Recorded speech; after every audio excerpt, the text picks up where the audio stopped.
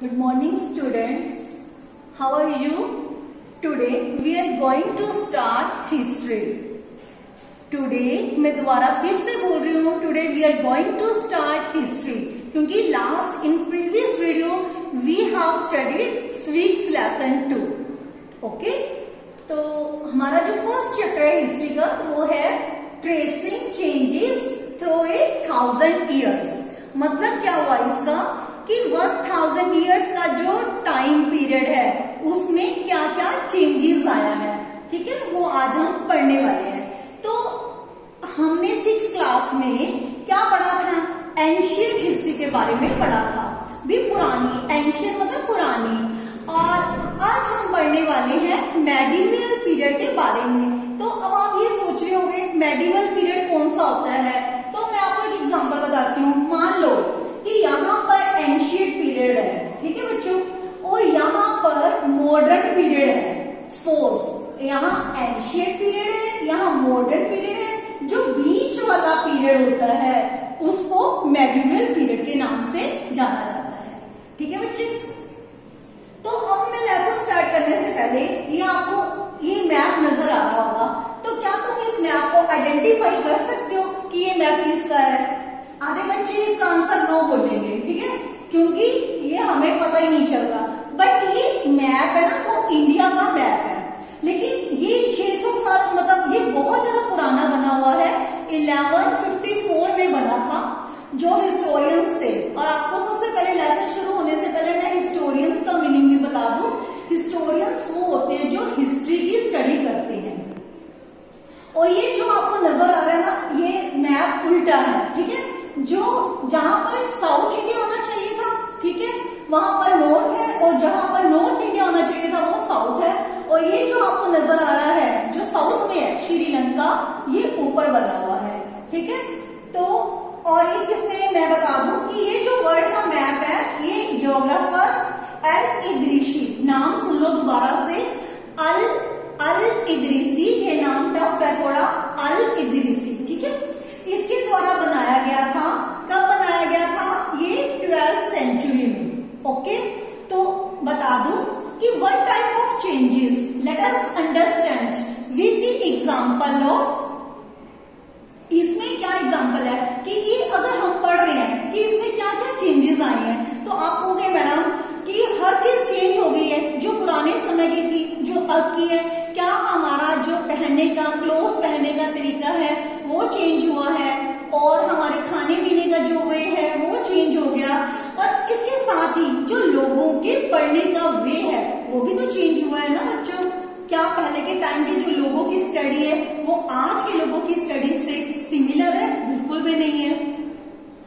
तो चलो let's start. तो take a look at maps 1 and 2. ये 1 मैप आपको मैंने दिखा दिया. अब ये सेकंड मैप है, समझ गए. अब इस मैप को देखकर तो आपको लग रहा होगा ना कि ये मैप तो हाँ लग रहा है कि थोड़ा इंडिया से सिमिलर है. समझ आ गए बच्चे? चलो मैं स्टार्ट करती हूँ, फिर एक बार मैप के बारे में हम दोबारा फिर से एक बार लेकर आऊंगी मैं. तो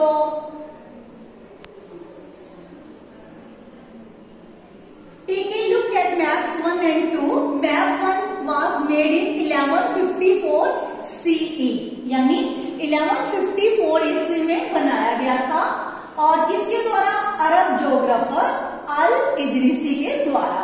और ये जो सेक्शन है यहाँ पर इंडिया सब कॉन्टिनेंट है ना, उसकी पूरी डिटेल दी गई है, जो वर्ल्ड के मैप में से एक है, सबसे बड़ा मैप है. और ये जो मैप 2 है वो जो मैंने अभी दिखाया था 2 मैप, एक बार फिर दिखा देती हूँ मैं. ये वाला 2 मैप है, ये मैप नंबर 2 है. और इसको देखो किसने बनाया था? इसको बनाया था फ्रेंच कार्टोग्राफर ने. फ्रेंच कार्टोग्राफर, फ्रेंच जो होते हैं फ्रांसीसी, उनको बोलते हैं. और जो कार्टोग्राफर है ना बच्चों, वो कौन होता है? A person who makes map, जो मैप को बनाता है उसे कार्टोग्राफर कहते हैं. और वो क्या कह रहा है कि ये दोनों मैप है ना वो बिल्कुल डिफरेंट है, एक दूसरे से बिल्कुल मिलते नहीं है. Even though they are of the same area, हालांकि वो सेम एरिया को शो कर रहे हैं. जो एरिया फर्स्ट मैप को शो कर रहा है वो एरिया सेकंड लेकिन फिर भी ये पूरी तरह से अलग है। In Al-Idrisi map, South India is where we would expect to find North India and Sri Lanka is the island at the top। ये भी मैंने स्टार्टिंग की लेसन में मैंने बताया था ना कि जहां पर नॉर्थ इंडिया है वहां पर हम साउथ इंडिया देख रहे हैं, और जो श्रीलंका सबसे नीचे है इंडिया के साउथ में है वो ऊपर शो हो रहा है। ओके, तो place names are marked in Arabic. और यहाँ पे मैं फिर आपको एक बार शो कर रही हूँ ये मैप। इस मैप में वो कह रहा है कि जो भी नेम्स फील्ड हुए हैं ना, ये जो नाम लिखे हुए हैं हमसे विजिबल नहीं है ना, हमें पढ़ने नहीं आ रहे हैं क्योंकि ये अरेबिक लैंग्वेज में मार्क है, लिखे गए हैं। ओके बच्चों, ये हमने पेज नंबर 1 पढ़ा था हिस्ट्री का। अब हम चल रहे हैं पेज नंबर 2 पे।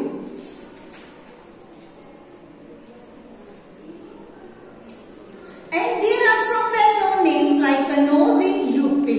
अब वो क्या बोल रहा है कि यहाँ पर कुछ बहुत ही जाने पहचाने नाम है, जैसे कि उत्तर प्रदेश में कन्नौज, ठीक है।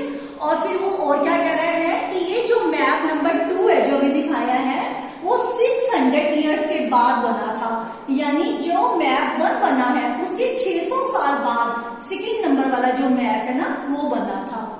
During which time information about the sub continent had changed considerably. अब वो ये कह रहा है कि जो इंफॉर्मेशन हमें मैप 1 में मिल रही है ना, वो बिल्कुल वो जो इंफॉर्मेशन होती है, जो सूचना होती है, उसका टाइम वो बिल्कुल चेंज हो चुका है। समझ आ गई बच्चों? तो कहते वो क्यों चेंज हो गया है, किसका कारण क्या है, अभी हम देखेंगे। This map seems more familiar to us, क्योंकि कहते सेकंड मैप है वो हमें फिर भी जाना पहचाना लगता है क्योंकि वो हमारे इंडिया पॉलिटिकल मैप से सिमिलर है।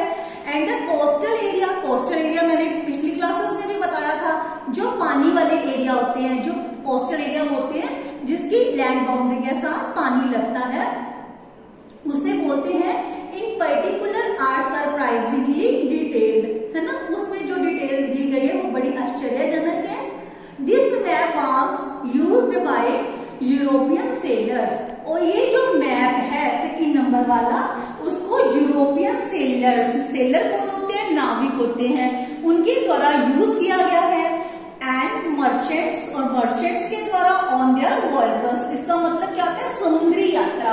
जब समुद्री यात्रा के दौरान यूरोपियन के द्वारा इस मैप को यूज किया गया है। Equally important is the fact that the science of cartography अभी बताया था कौन क्या होता है, मैप बनाने का तरीका, ठीक है।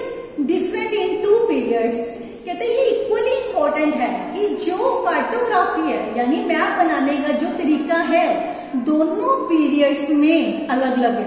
तो 2 पीरियड कौन से हो गए, एक 1154 का और इसके बाद 600 ईयर बाद, तो वो कौन सा ईयर था, 1720s में बना था। यानी हमारा सेकेंड मैप 1720s में बना था और फर्स्ट मैप कब बना बच्चों, बिल्कुल सही सोच रहे हो, 1154 में। तो कहते लेकिन दोनों पीरियड्स में बनाने का जो कार्टोग्राफी मैप बनाने का तरीका बिल्कुल अलग था, ठीक है। When historians read documents, maps and text, ठीक है, फ्रॉम द पास्ट, जब हिस्टोरियंस कोई भी चीज को, डॉक्यूमेंट है, चाहे वो मैप है, चाहे वो टेक्स्ट है, टेक्स्ट क्या होता है, लिखने का तरीका, ठीक है, जो वो पढ़ते थे पास्ट में, तो they have to be sensitive to the different historical backgrounds, the context in which information about the past was produced. कहते तो उनको किसी भी मतलब बैकग्राउंड में, जो भी बैकग्राउंड में वो मैप लिखा गया होता था, उस समय वहां की जो भी पॉलिटिकल सिचुएशन रही होगी, है ना, किसी भी कंडीशन में वो डॉक्यूमेंट को लिख रहा था, तो चीजें काफी चेक करने के बाद ही जो हिस्टोरियंस थे वो किसी भी रिजल्ट पर पहुंचते थे, ठीक है। अब हम पढ़ेंगे new and old terminologies. Terminologies क्या होती है बच्चों, ये तो आपको पता ही है, न्यू नई, ओल्ड पुरानी, और टर्मिनोलॉजीज होती है शब्दावली, शब्द, ठीक है। If the context in which information is produced changes with time, तो what about language and meaning? कहते हैं अगर जो हमारी इंफॉर्मेशन इंफॉर्मेशन है, सूचना है, उसमें जो कंटेक्स्ट है ना, तो वो चेंज होते हैं अगर टाइम के साथ। तो फिर जो लैंग्वेज है और मीनिंग्स है उनका क्या होता है? तो historical records exist in A variety of languages. अब जो हिस्टोरिकल के पास रिकॉर्ड पड़ा है बहुत सारी लैंग्वेजेस का, जो कि बहुत चेंज हो चुका है सालों में, ठीक है। तो मेडिवल पर्सियन, मेडिवल अभी बताया बीच वाला, पर्सियन यानी फारसी भाषा, फारसी में फॉर एग्जाम्पल, ठीक है, is different from modern Persian. अब वो क्या कह रहा है, जो मेडिवल पर्सियन है ना वो मॉडर्न पर्सियन से बिल्कुल अलग है। The difference is not just with regard to grammar and vocabulary. ये जो डिफरेंस है बच्चों, ये ग्रामर, ग्रामर कौन होती है, किसको बोलते हो आप? जो तुम हिंदी में व्याकरण पढ़ते हो वो ग्रामर होती है। और वोकैबुलरी कौन सी होती है? शब्दावली, जिसमें बहुत सारे शब्द होते हैं, यानी इसको आप इंग्लिश में डिक्शनरी बोल सकते हो। ओके, तो the meaning of words also change over time. तो उनके जो मीनिंग है ना वर्ड्स के, वो भी टाइम के साथ चेंज होते रहते हैं। अब देखो आगे, take the term Hindustan for example. उन्होंने एग्जाम्पल के लिए हिंदुस्तान वर्ड लिया, ठीक है, मतलब हिंदुस्तान शब्द लिया। कहते today we understand it as India. आज हम हिंदुस्तान को इंडिया के नाम से समझते हैं, ठीक है। और मॉडर्न नेशन स्टेट, यानी एक मॉडर्न नेशन, राष्ट्र, state. When the term was used in the 13th century by Minaz-e-Siraz, a chronicle who wrote in Persian, he meant the areas of Punjab, Haryana and the lands between the Ganga and Yamuna. वो पता क्या बोल रहा है बच्चों, इसमें कहते हैं कि हिंदुस्तान का वर्ड इन्होंने एक एग्जाम्पल लेकर अलग अलग पर्सन्स के साथ उसको कोरिलेट किया है कि हिंदुस्तान को इंडिया के नाम से समझते हैं, जो कि मॉडर्न नेशन स्टेट है। लेकिन जब ये टर्म 13th सेंचुरी में मिनाज-ए-सिराज ने यूज किया था वर्ड, जो कि ये क्रॉनिकल थे यानी इतिहासकार, मतलब जो पुराने थे इतिहासकार, उन्होंने पर्सियन यानी फारसी भाषा में लिखा कि जो पंजाब, हरियाणा और गंगा और यमुना के बीच का एरिया है वो उन्होंने क्या कहा, हिंदुस्तान कहा। He used the term in a political sense for lands that were a part of the domination of the Delhi Sultan. अब उन्होंने इस टर्म को यूज किया एक पॉलिटिकल सेंस में लैंड्स के लिए। कहते हैं कि जहां पर दिल्ली सुल्तान का डोमिनियन, डोमिनियन क्या होता है, अधिकार होना, जहां पर दिल्ली सुल्तान का अधिकार था, ठीक है। The area included in this term shifted with the extent of the Sultanate, but the term never included South India. फिर वो ये बोल रहा है कि इसमें साउथ इंडिया वर्ड है ना, साउथ इंडिया यानी दक्षिणी भारत, उसको शामिल नहीं किया गया सल्तनत के विस्तार के साथ। हालांकि ये टर्म शिफ्ट हो गया सल्तनत के विस्तार के साथ, लेकिन फिर भी इसमें साउथ इंडिया को इंक्लूड नहीं किया गया था। By contrast, in the early 16th century, Babar used Hindustan, और 16th सेंचुरी में बाबर ने हिंदुस्तान वर्ड है ना, उन्होंने कैसे इसको डिस्क्राइब किया था, geography, the fauna and the culture of the inhabitants of the sub continent. जो भौगोलिक और फौना होता है पशु पक्षियों के लिए वर्ड यूज करते हैं, और जो सब कॉन्टिनेंट में जो इनहैबिटेंट्स निवासी रहते हैं उनके कल्चर के लिए यूज किया है। As we will see later in this chapter, this was somewhat similar to the way the 14th century poet Amir Khusro used the word Hind. अब 14th century में ये जो वर्ड बाबर ने यूज किया था ना, तो 14th century में जो कवि, पोएट होते कवि, अमीर खुसरो ने इस वर्ड को यूज किया था हिंद के नाम से। While the idea of geographical and culturally entity like India did exist, the term Hindustan did not carry the political and national meanings which we associate with it today. तो 14th century का जो कवि थे अमीर खुसरो, उसके द्वारा जो use किया गया था वर्ड हिंद, उसके ही कुछ कुछ सिमिलर था, ठीक है। और इंडिया को एक ज्योग्राफिकल और मतलब कल्चरल यानी भौगोलिक और सांस्कृतिक, ज्योग्राफिकल, भौगोलिक एंड कल्चरल, सांस्कृतिक, ठीक है, इसके रूप में पहचाना जा रहा था। वहां हिंदुस्तान वर्ड से जो मतलब जो पॉलिटिकल थे और जो नेशनल मीनिंग्स है वो बिल्कुल भी जुड़े हुए नहीं थे, जो we associate with it today, जो आज हम जोड़ते हैं इसको। ठीक है, किसी भी, फिर वो देखो नेक्स्ट क्या कह रहा है, historians today have to be careful about the terms they use because they mean different things in the past। कहते हैं आज जो हिस्टोरियंस हैं, हिस्टोरियंस कौन से होते हैं बच्चों, जो इतिहासकार है, उसको कहता है कि इन शब्द का प्रयोग करने से पहले बहुत ही केयरफुल होना चाहिए। ठीक है, कहते हैं कि क्यों रहना चाहिए, क्योंकि जो पास्ट में उन वर्ड्स के जो मीनिंग है वो बिल्कुल डिफरेंट होते थे। Take for example a simple term like foreigner. Foreigner कौन होता है बच्चों, आज हम फॉरनर कहते हैं ना, ये फॉरनर है मतलब अजनबी है। ठीक है, तो it is use today to mean someone who is not an Indian. तो आज हम फॉरनर वर्ड के लिए क्या कहते हैं कि वो इंडियन नहीं है, यानी भारतीय नहीं है, वो इंडिया से बिलोंग नहीं करता। In the medieval period, a foreigner was any stranger who appeared say in a given village।